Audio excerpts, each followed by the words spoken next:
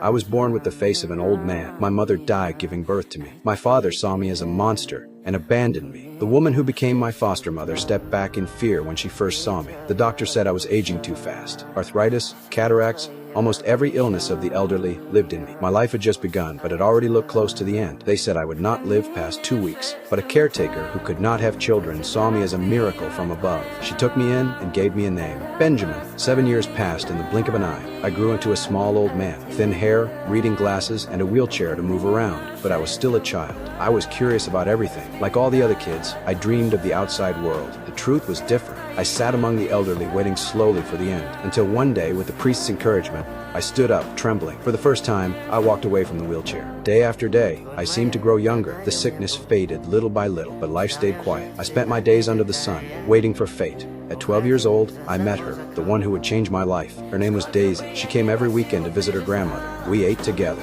We listened to stories together. She said I was different. She even reached out, touching the wrinkles on my face. Her grandmother found out and sent me back to my room in anger. And you ought to be ashamed of yourself.